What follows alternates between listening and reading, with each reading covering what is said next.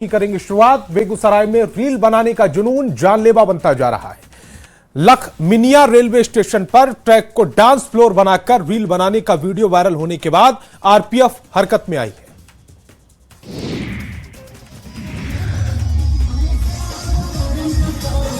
Mobile के कैमरे में कैद रेलवे ट्रैक पर ठुमके लगाते पुरुष और महिला का यह वीडियो खतरे को दावत दे रहा है। साथ ही साथ सोशल मीडिया पर तेजी से वायरल भी हो रहा है। दोनों ने सोशल मीडिया पर चंद लाइक और शेयर के चक्कर में रियल लाइफ को दांव पर ही लगा दिया। दोनों एक महीने पहले ये रील बनाए थे। इसे दूसरे लड़के ने रिकॉर्ड किया था। आज आरपीएफ की टीम ने महिला सहित दोनों आरोपियों को गिरफ्तार कर जेल भेज दिया। मामला बरौनी कटिहार रेलखंड के बेगूसराय स्थित लखमिनिया स्टेशन का है। पकड़े गए आरोपी बलिया थाना क्षेत्र के हुसैना दियारा परमानंदपुर गांव के रहने वाली अरुणा देवी उर्फ रूबी कुमारी और बलिया थाना क्षेत्र के ही किशनपुर दियारा का रहने वाला गौरव कुमार है। इन लोगों ने 28 दिसंबर को रेलवे ट्रैक पर डांस करते हुए शॉर्ट वीडियो बनाया था, जबकि वीडियो शूट दूसरे लड़के ने किया था। पूछताछ में दोनों ने रील बनाने की बात को स्वीकार किया है। आरपीएफ ने मामला दर्ज कर दोनों को गिरफ्तार कर रेल न्यायालय भेज दिया।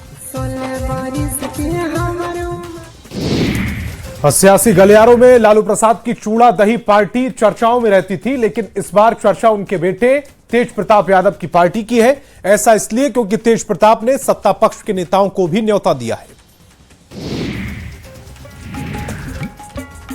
मकर संक्रांति के मौके पर आरजेडी परिवार में सियासी और पारिवारिक एकजुटता की तस्वीर एक बार फिर देखने को मिली। लालू प्रसाद अपने बड़े बेटे तेज प्रताप यादव के यहां आयोजित दही चूड़ा भोज में शामिल हुए। खास बात ये रही कि तेज प्रताप यादव ने एक दिन पहले ही लालू यादव, राबड़ी देवी, तेजस्वी समेत पूरे परिवार को व्यक्तिगत रूप से भोज का निमंत्रण दिया था, जिसे लालू यादव ने स्वीकार किया। तेज प्रताप यादव के आवास पर आयोजित इस पारंपरिक भोज में लालू प्रसाद आंखों पर काला चश्मा लगाए नजर आए। उनके पहुंचते ही वहां पर मौजूद नेता कार्यकर्ताओं में गजब का उत्साह देखने को मिला। भोज के दौरान लालू प्रसाद ने न्यूज 18 से एक्सक्लूसिव बातचीत की है। सब लोग को भोज बनाना चाहिए, सभी लोगों को बनाना चाहिए। मकर संक्रांति की शुभकामनाएं देते हुए कहा कि दही चूड़ा का भोज बिहार की संस्कृति और परंपरा का अहम हिस्सा है और इसे सभी लोगों को मिलजुल कर मनाना चाहिए। और इस वक्त की एक बड़ी खबर मिल रही है। एमएलसी बनने के सवाल पर तेज प्रताप ने बड़ा बयान दिया। कहा है कि जो भी जिम्मेदारी मिलेगी उसे पूरी ईमानदारी से निभाऊंगा। तेजस्वी को नेता प्रतिपक्ष की जिम्मेदारी मिली, वो निभा रहे हैं। मुझे जिम्मेदारी मिलेगी तो मैं निभाऊंगा। किसके मन में इच्छा नहीं है कि बड़े पद पर जाएं। जैसे ही कोई खबर मिलेगी मीडिया को सबसे पहले बताऊंगा। जो जहां से अब कुछ लोग सोचते हैं कि जैसे मंत्री बन गया, विधायक बन गया, तो सोचता है कि ये हमारा सब कुछ हो गया। तो कुर्सी का मान सम्मान करना सीखना होगा। जिम्मेवारी अगर मिलता है, जिम्मेवारी को लेना होगा, एक्सेप्ट करना होगा और इसको निभाना होगा। तो जिम्मेदारी मिलेगा तो क्यों नहीं निभाएगा कोई भी आदमी। अब जैसे तेजस्वी जी को नेता प्रतिपक्ष है, उनकी जिम्मेवारी है तो अपना निभा रहे हैं। तो वैसा हमको जिम्मेवारी अगर मिलेगा तो निभाएंगे। और रवि एस नारायण मेरे सहयोगी ज्यादा जानकारी के साथ फोन लाइन पर जुड़ रहे हैं। रवि एस नारायण, बड़ा सीधा सा सवाल और बड़ा सीधा सा उन्होंने जवाब दिया है। किसके मन में बड़े पद पर रहने की कामना नहीं होती है? अगर एमएलसी की जिम्मेदारी मिलती है तो तेज प्रताप यादव कह रहे हैं कि पूरी ईमानदारी से निभाऊंगा। एमएलसी बनने के सवाल पर जिस तरीके से उन्होंने स्पष्टता के साथ जवाब दिया, उससे संतोष एक बात तो साफ जाहिर होती है कि उनकी इच्छा है कि अगर कहीं से ऑफर मिले तो वो बेधड़क उस ऑफर को जो है वो स्वीकार करेंगे। वो भले ही कहीं की तरफ से हो। वो अभी फिलहाल चुनाव हारे हैं। उनके पार्टी की स्थिति ऐसी नहीं है कि एमएलसी बन सकते हैं। आरजेडी से एमएलसी नहीं बन सकते हैं। लेकिन ये चर्चा तब उठी जब बीजेपी के साथ पिछले दिनों मिले और ये ऑफर के लेकर के बात हुई। वही बात जब आज आगे बढ़ी है तो उन्होंने खुल करके कहा कि जब भी अगर कोई जिम्मेदारी मिलेगी उसे निभाएंगे। साथ साथ उन्होंने यह भी कहा कि तेजस्वी को यहाँ पे नेता प्रतिपक्ष की जिम्मेदारी मिली है तो वो निभा रहे हैं। मुझे भी अगर कोई जिम्मेदारी मिलेगी तो भी मैं भी निभाऊंगा। और अपने पिता का हवाला दिया है कि हमारे पिता भी कहा करते थे कि किसकी इच्छा नहीं होती है कि प्रधानमंत्री बने, तो मुझे अगर आने वाले दिनों में कोई अगर मिलती है जिम्मेदारी तो निभाएंगे। कुल मिलाकर कहा जाए तो कोई भी अगर ऑफर कहीं से मिलता है तो इसके लिए वो तैयार दिखाई पड़ रहे हैं। लेकिन सवाल फिर यही उठता है कि आरजेडी की ओर से यह ऑफर मिलना मुश्किल लग रहा है फिलहाल की स्थिति में। बीजेपी या फिर जेडीयू ये तेज प्रताप यादव को एमएलसी की जिम्मेदारी सौंपेंगे, यह भी अपने आप में सवाल है। बहुत मुश्किल है संतोष, क्योंकि देखिए एक इस बार जो है वो सीट खाली हो रही है राबड़ी देवी की, जो एमएलसी का उनका जो कार्यकाल है वो खत्म होगा। एक सीट अगर उनके हिस्से में जाती है तो स्वाभाविक है कि माताजी जो है उनकी वो फिर से जाएंगी, लेकिन जदयू और बीजेपी अपने तरफ से आखिर एक सीट क्यों देगी। लेकिन जिस तरीके से लगातार बयानबाजी और तेज प्रताप यादव ने जिस तरीके से अपने इशारा दिया है, वो ये भी तैयार है कि अगर कहीं से ऑफर मिलता है तो वो उसके लिए तैयार है। लेकिन रवि एस नारायण, जिस तरह से आप बता रहे हैं कि राबड़ी देवी की जो सीट खाली होगी, हो सकता है ऐसा कि चूंकि लालू प्रसाद यादव इस दही चूड़ा भोज में आए हैं तो जो दूरियां थी वो थोड़ी सी कम हुई हैं, ये तो इस बात की ओर ये तस्वीर इशारा कर रही है। तो राबड़ी देवी की जगह पर तेज प्रताप यादव क्यों नहीं हो सकते? में कुछ भी संभव है, सियासत में कोई आश्चर्य नहीं होता है, कभी भी जो है कोई भी घटनाएं घटेंगी और चीजें हो सकती है। लेकिन वर्तमान में जिस तरीके की जो स्थितियां हैं, आज भी तेज प्रताप यादव ने तेजस्वी को लेकर के जो तंज कसा है, उन्होंने कहा है कि तेजस्वी को चाहिए कि अपनी पार्टी को हमारे जो पार्टी है उसमें जो है वो मर्ज कर लें। तो ये बड़ी बातें हैं कि अपनी पार्टी जो है वो हमारी ही पार्टी है लालू प्रसाद यादव की। तो ये जो नाराजगी है इससे बड़ा मुश्किल है कि उनको भेजा जाएगा। नाराजगी तो बहुत साफ है, लेकिन तेज प्रताप यादव की ओर से जो पहल की गई उस पर तेजस्वी की ओर से क्या पहल होती है? 9 बजे तक का उन्होंने समय दिया, इंतजार करेंगे, वो देखने वाली बात होगी। रवि एस नारायण, आप हमारे साथ जुड़े, आपका बहुत बहुत शुक्रिया। रांची के ध्रुवा थाना क्षेत्र से लापता हुए 2 मासूम भाई बहनों को झारखंड पुलिस ने सकुशल बरामद कर लिया है। इस मामले में न केवल पूरे शहर को बेचैनी थी, बल्कि पुलिस भी प्रेशर में थी।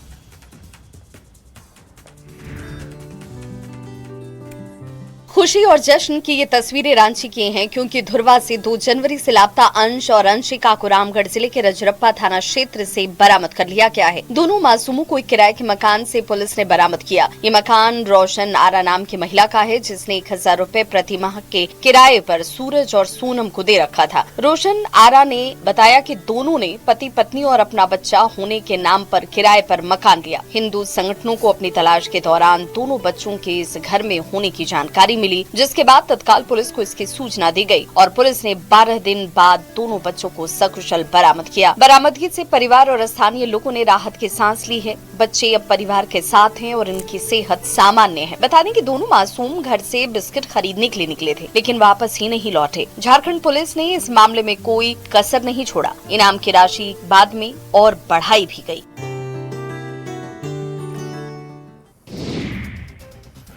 और प्रधानमंत्री नरेंद्र मोदी ने केंद्रीय मंत्री एल मुरुगन के घर पर पोंगल त्योहार मनाया। उन्होंने पूजा की और गाय को भोजन भी कराया। दिल्ली से आई ये खूबसूरत तस्वीरें देखिए। ये तस्वीरें दिल्ली की है, जहां पीएम मोदी ने केंद्रीय राज्य मंत्री एल मुरुगन के आवास पर पोंगल समारोह में हिस्सा लिया। पीएम मोदी ने पारंपरिक तरीके से पूजा अर्चना की और आरती उतारी, गाय को भोजन कराया। वो करीब 1 घंटे तक वहां रुके। केंद्रीय मंत्री एल मुरुगन के घर पोंगल समारोह के मुख्य रूप से नए चावल से वेन पोंगल और सकरई पोंगल बनाए गए। इनके साथ नारियल की चटनी, सांभर, वड़ा, पायसम, केला और मौसमी फल परोसे गए। उन्होंने कहा कि तमिल संस्कृति दुनिया की सबसे प्राचीन जीवित सभ्यताओं में से एक है, जो सदियों को जोड़ती है। पोंगल त्योहार की अहमियत पर बात करते हुए पीएम ने कहा कि पोंगल अब एक वैश्विक त्योहार बन चुका है। पूरी दुनिया में तमिल समुदाय और जो लोग तमिल संस्कृति को पसंद करते हैं, इसे बहुत उत्साह के साथ मनाते हैं। मुझे उनमें से एक होने पर गर्व है। पीएम मोदी ने आगे कहा कि पोंगल हमें प्रकृति, परिवार और समाज के बीच संतुलन बनाए रखने का महत्व सिखाता है। ये किसानों की कड़ी मेहनत का जश्न है। हमें धरती, मिट्टी की सेहत, जल संरक्षण और संसाधनों के संतुलित उपयोग की याद दिलाता है। और मकर संक्रांति को लेकर एक अलग ही धूम देखने को मिल रही। इस मौके पर तिलकुट की खरीदारी के लिए दुकानों पर भीड़ देखने लगी है। कड़ाके की ठंड में भी गयाजी के बाजार गुलजार है। धम धम की आवाज, तिल की सौंधी महक से गुलजार बाजार और लाइन लगा करके तिलकुट खरीदते लोगों की ये तस्वीरें गया जी की है, जहां मकर संक्रांति पर्व को लेकर के तिलकुट की मांग में जबरदस्त बढ़ोतरी देखी जा रही है। तिलकुट दुकानदारों पर कारीगर दिन रात मेहनत कर रहे हैं। शहर के रमना रोड और टिकारी रोड में तिलकुट का मुख्य बाजार है। जिले में छोटी बड़ी करीब 200 से ज्यादा तिलकुट की दुकानें हैं। ऐसे में व्यापारियों ने पहले से ही तैयारियां तेज कर रखी हैं। बीते साल की तुलना में तिलकुट की कीमतों में बढ़ोतरी जरूर हुई है, लेकिन फिर भी लोग उतने ही उत्साह के साथ तिलकुट खरीद रहे हैं। बाजार में गुड़ से लेकर के चीनी और खोआ वाला तिलकुट उपलब्ध है, जिसकी कीमत 300 रुपए प्रति किलो से लेकर के 500 रुपए तक है। बता दें कि तिलकुट बनाने के लिए सफेद तिल और गुड़ या चीनी की चाशनी का इस्तेमाल किया जाता है, जिसे विशेष धातु से पीट कर तैयार किया जाता है और इस पिटाई से कुरकुरापन और एक अनोखा स्वाद आता है, जो कि मशीनों से नहीं आ सकता। यही वजह है कि गया जी का तिलकुट काफी प्रसिद्ध है। मकर संक्रांति को लेकर सीवान के बाजारों में रौनक है। तिलकुट की बिक्री जोरों पर है। दुकानों पर सफेद, काली तिलकुट, खोआ तिलकुट समेत कई किस्में सजी हैं। सीवान से आई ये खास रिपोर्ट देखिए। मकर संक्रांति को लेकर सिवान का बाजार तिलकुट की सौंधी खुशबू से सराबोर हो गया है। पर्व को लेकर शहर के प्रमुख बाजारों में रौनक लौट आई है और लोगों ने तिलकुट की खरीदारी करनी शुरू कर दी है। तिल और गुड़ से बने पारंपरिक तिलकुट की मिठास लोगों को खूब लुभा रही है। सिवान के बाजार में गया जी से अनुभवी कारीगर पहुंचे हैं, जो गया के प्रसिद्ध तिलकुट की तर्ज पर यहाँ तिलकुट तैयार कर रहे हैं। यही कारण है कि सिवान में बने तिलकुट की मांग न केवल शहर बल्कि आसपास के ग्रामीण इलाकों में भी तेजी से बढ़ी है। कारीगर फैक्ट्रियों में अलग अलग प्रकार के तिलकुट तैयार कर रहे हैं। विशेष रूप से गुड़, चीनी और खोवे से बने तिलकुट को तैयार कर रहे हैं, जिसमें तिल की मात्रा अधिक और मिठास संतुलित रखी जा रही है, ताकि स्वाद के साथ सेहत भी सलामत रहे। यही वजह है कि सिवान में बना तिलकुट मकर संक्रांति के मौके पर जिले को एक अलग पहचान दे रहा है। और बोधगया में आयोजित 3 दिवसीय मुखौटा नृत्य का समापन हो गया है। इस दौरान मृत आत्माओं की शांति और पुण्य के लिए विशेष अनुष्ठान किए गए। भूटान की महिलाओं और लामाओं ने पारंपरिक धार्मिक गीत गाए। गया जिले के बोधगया स्थित भूटान मोनेस्ट्री में 3 दिनों तक चला पारंपरिक बौद्ध मुखौटा नृत्य महोत्सव संपन्न हो गया है। ढोल, नगाड़ों और पारंपरिक वैद्य यंत्रों की गूंज के साथ लामा भिक्षुओं ने ऐसा नृत्य प्रस्तुत किया जिसने पूरे परिसर को आस्था और शांति के रंग में रंग दिया। भूटान मोनेस्ट्री के प्रभारी सोनम डोरजे ने बताया कि ये परंपरा पिछले 15 साल से निभाई जा रही है। उन्होंने कहा कि बौद्ध धर्म में भी बुरी आत्माओं और नकारात्मक शक्तियों की मान्यता है। इस नृत्य में शामिल लामा भिक्षु शांति दूत माने जाते हैं और मान्यता ये भी है कि उनके नृत्य से आसपास की बुरी शक्तियां दूर हो जाती हैं। महोत्सव का आकर्षण केवल स्थानीय श्रद्धालु तक सीमित नहीं रहा, बल्कि अमेरिका, भूटान, वियतनाम, तिब्बत समेत कई देशों से आए पर्यटकों और अनुयायियों ने भी इस अद्भुत सांस्कृतिक आध्यात्मिक आयोजन का साक्षी बनकर के इसे वैश्विक पहचान दिलाई। ये मुखौटा नृत्य न सिर्फ धार्मिक आस्था का प्रतीक बना, बल्कि विश्व शांति और सांस्कृतिक एकता का भी सशक्त संदेश देकर के संपन्न हुआ। और देश में गणतंत्र दिवस की तैयारियां जोरों पर हैं। हर बार की तरह इस बार भी कर्तव्य पथ पर सेना के शौर्य के साथ साथ अलग अलग राज्यों की झांकियां दिखेंगी। वहीं गणतंत्र दिवस के आमंत्रण पत्र में इस बार पूर्वोत्तर भारत की झलक दिखाई गई है।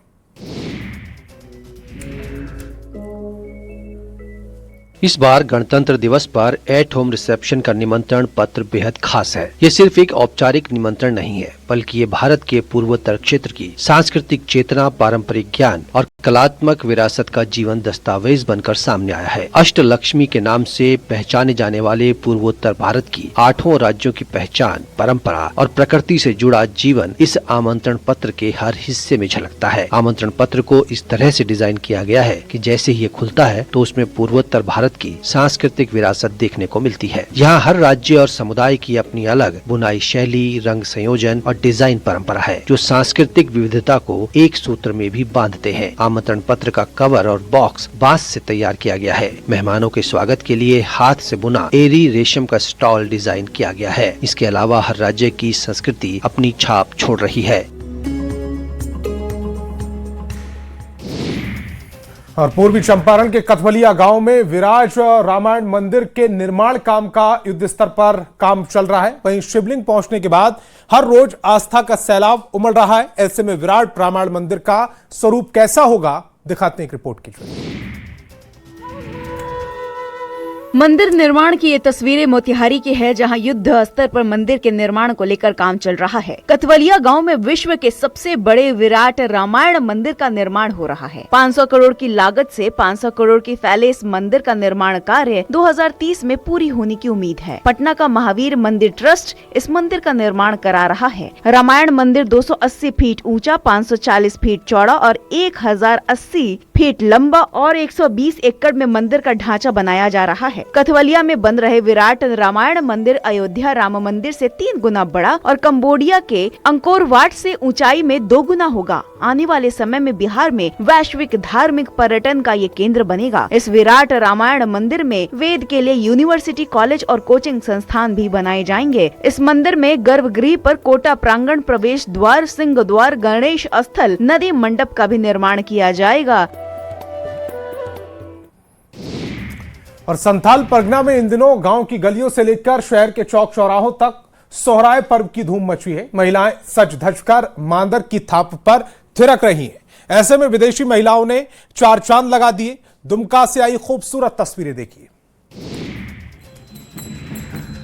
मांदर की थाप पर पारंपरिक परिधान में थिरकते विदेशी मेहमानों की ये तस्वीरें दुमका जिले की है, जहां सोहराय मिलन समारोह में विदेशी मेहमानों ने मांदर की थाप पर थिरकते हुए प्रकृति पर्व सोहराय का आनंद लिया। संताल संस्कृति के रंग में खुद को रंगे विदेशी मेहमानों ने सबको चौंका दिया। देखिए कैसे विदेशी मेहमान संताल समाज की महिलाओं के साथ हाथ में हाथ डालकर झूम रही है। बता दें कि संताल परगना प्रमंडल में इन दिनों गाँव की गलियों से लेकर के शहर के चौक चौराहों तक सोहराय पर्व की धूम मची हुई है। परम्परागत परिधान में सज धज कर महिला और पुरुष मांदर की थाप पर थिरकते नजर आ रहे हैं। इसी कड़ी में दुमका के LIC कॉलोनी में सारजोम बेड़ा क्लब की ओर से सोहराय मिलन समारोह का आयोजन किया गया, जिसमें जामा विधायक डॉक्टर लुइस मरांडी मुख्य रूप से उपस्थित रही। समारोह उस समय और भी खास बन गया जब नॉर्वे से दुमका भ्रमण पर आए विदेशी मेहमान भी सोहराय के रंग में रंगे नजर आए। पारंपरिक नृत्य को देख करके वो खुद को रोक नहीं पाए और संताली परिधान को धारण कर थिरकने लगे। और प्रयागराज के माघ मेले में साधु संत तरह तरह के अनुष्ठान कर रहे हैं। एक शिविर में अंगूठी यज्ञशाला तैयार हो रही है, जहां रुद्राक्ष से 11 फीट के शिवलिंग का निर्माण किया जा रहा है। मकर संक्रांति और मौनी अमावस्या के मुख स्नान के लिए रेलवे ने पूरी तैयारी कर रखी है। माघ मेले में अमेठी गौरीगंज से आए श्री परमहंस आश्रम सगरा के पीठाधीश्वर स्वामी अभय चैतन्य ब्रह्मचारी शिव योगी मौनी महाराज के शिविर में अनूठी यज्ञशाला तैयार हो रही है।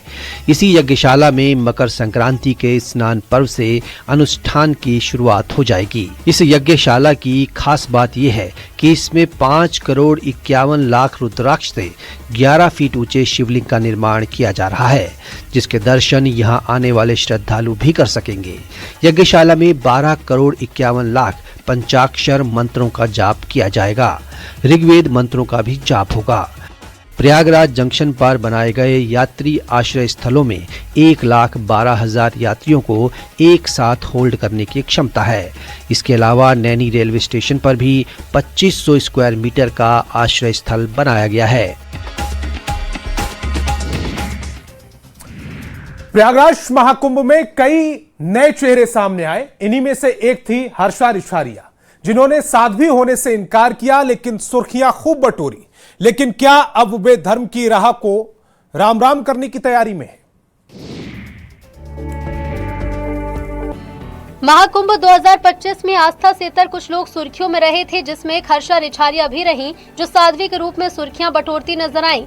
लेकिन अब वो हर्षा रिछारिया ने कहा है कि अब वो इस रूप में आगे नहीं जा सकती। वो ग्लैमर की दुनिया में लौटना चाहती हैं। धर्म के रास्ते को फाइनली प्रणाम करके हर्षा रिछारिया का वीडियो सामने आया है, जिसमें कह रही हैं कि लोगों से परेशान होकर वापस अपने पुराने प्रोफेशन में लौटेंगी, क्योंकि धर्म की राह ने उन्हें कर्जदार बना दिया। लोगों ने उनका चरित्र हनन किया। साफ कर रही हैं कि मैं कोई सीता नहीं जो अग्नि परीक्षा दूं। हर्षा ने कहा, मैंने ऐसा कुछ नहीं किया जिसके नाते मेरा विरोध हो। जितना कुछ करना था मैंने कर लिया, अब बस बहुत हुआ। इस मौनी अमावस्या माघ मेले में मैं अपना स्नान करूंगी और स्नान के साथ जो धर्म पर चलने का संकल्प लिया था उसे विराम दूंगी और वापस अपना पुराना काम करूंगी, जिसमें ना कोई विरोध था, ना कोई चरित्र हनन जैसा काम था और ना ही उधारी थी।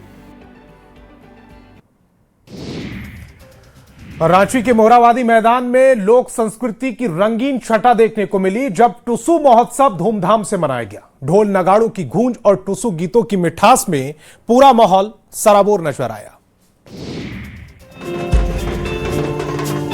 ये तस्वीरें कुरमाली भाषा परिषद की ओर से आयोजित टुसु महोत्सव की है, जिसमें बड़ी संख्या में लोग शामिल हुए। पारंपरिक वेशभूषा में सजे कलाकारों ने टुसु गीतों पर प्रस्तुति दी, जिस पर दर्शक खुद को थिरकने से रोक नहीं पाए। तोके टुसु जले देबो नाय, अघन संक्रांते मांगो टुसु थापी और टुसु नाम गेंदा फूल जैसे लोक गीतों ने समा बांध दिया। लोकगीत, लोक नृत्य और पारंपरिक संस्कृति के रंग में रंगा टुसु महोत्सव एक बार फिर ये साबित करता हुआ नजर आया कि झारखंड की लोक परंपराएं आज भी पूरे जीवंतता के साथ लोगों के दिलों में बसती है। टुसु महोत्सव में झारखंड के विभिन्न जिलों से लोग रंग बिरंगे गुम्बदनुमा और कलात्मक चौड़ोलों के साथ पहुँचे। सबसे ऊंची और आकर्षक चौड़ोल को सजाने की प्रतिस्पर्धा दर्शकों के आकर्षण का केंद्र बनी रही। टुसु गीतों, ढोल नगाड़ों और लोक संगीत की गूंज से पूरा मैदान उत्सवमय हो उठा। वहीं मौके पर मौजूद झारखंड के राज्यपाल संतोष गंगवार ने टुसु पर्व को झारखंड की समृद्ध लोक परंपरा और सांस्कृतिक विरासत का प्रतीक बताया।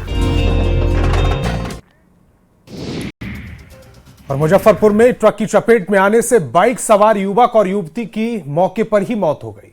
दुर्घटना का सीसीटीवी फुटेज भी सामने आया है। सीसीटीवी कैमरे में कैद सड़क हादसे की ये दर्दनाक तस्वीरें मुजफ्फरपुर की है, जहां बेकाबू ट्रक ने बाइक सवार युवक और युवती को रौंद दिया, जिससे कि मौके पर ही दोनों की मौत हो गई। हादसे की तस्वीरें सड़क किनारे लगे सीसीटीवी कैमरे में कैद हो गई है। दिल को दहला देने वाला ये हादसा अहिल्यापुर थाना के मेडिकल फ्लाईओवर NH27 के पास हुआ है। मृतकों की पहचान पूर्वी चंपारण जिले के राजेपुर थाना के विनोद कुमार चौधरी और बेटी अनुराधा कुमारी और मुजफ्फरपुर जिले के मीनापुर थाना के राम प्रवेश प्रसाद के पुत्र राजीव कुमार के रूप में की गई है। घटना के बाद मौके पर पहुंची अहिल्यापुर थाने की पुलिस ने दोनों के शव को कब्जे में लेते हुए परिवार को खबर दिया है। बताया जा रहा है कि राजीव बाइक से अनुराधा कुमारी को जगन्नाथ मिश्रा कॉलेज से परीक्षा दिलवाकर वापस लौट रहा था और इसी दौरान एक ट्रक ने ओवरटेक करने के दौरान बाइक को अपनी चपेट में ले लिया और कुचलते हुए मौके से फरार हो गया, जिससे कि दोनों की मौके पर ही मौत हो गई। घटना के बाद परिवार में कोहराम मचा हुआ है।